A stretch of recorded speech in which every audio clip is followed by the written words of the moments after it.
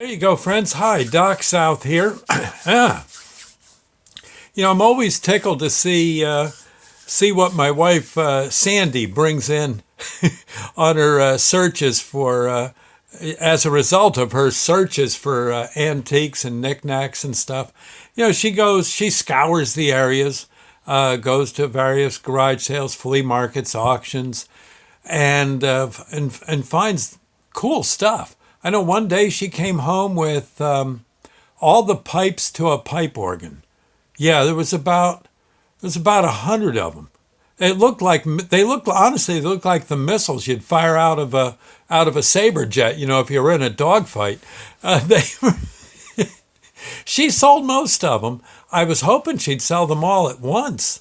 And someone would build this beautiful organ. They evidently were perfectly good organ pipes, but people only wanted to buy one or two, and then maybe someone would buy three or four. And she eventually, I guess, sold all of them. I think it was darn near 100 of them. They were out of a church, I guess, in the area here in Jersey.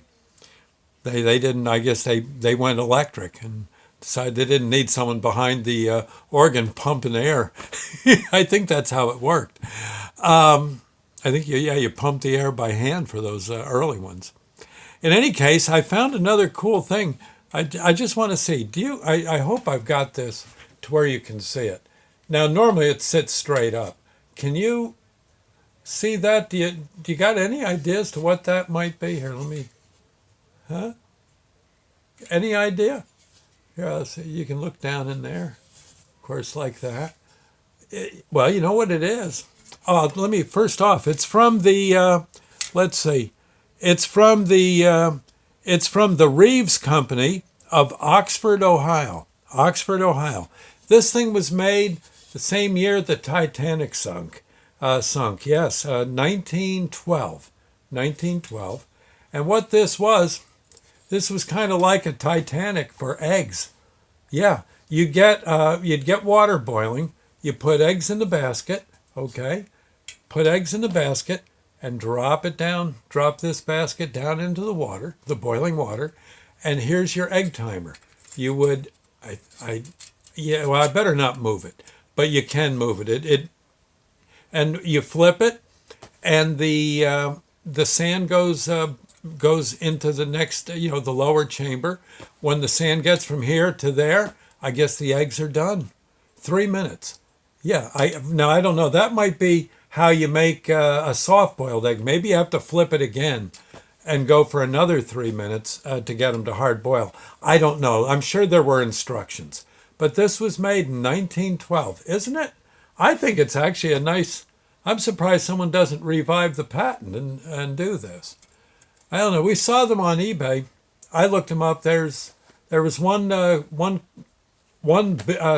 on eBay selling one, had about $12 so far bid on it, and someone else had $75. And I don't know if they were actually getting any bids. The $12 one was an active bidding process. Kind of cool. Anyway, an egg timer. Now what do we do? It's funny. Probably 100 years from now, someone will, in doing what I do, making these dumb little videos, will will lift this thing up into the screen and say, "See this? Look, it's got a door in front of it.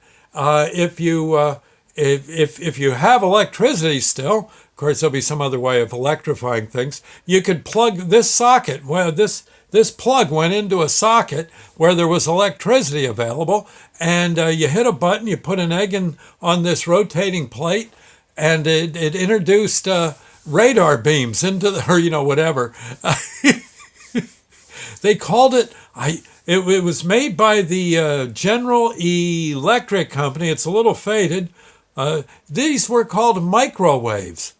Turned out they weren't good for you. I can hear it now.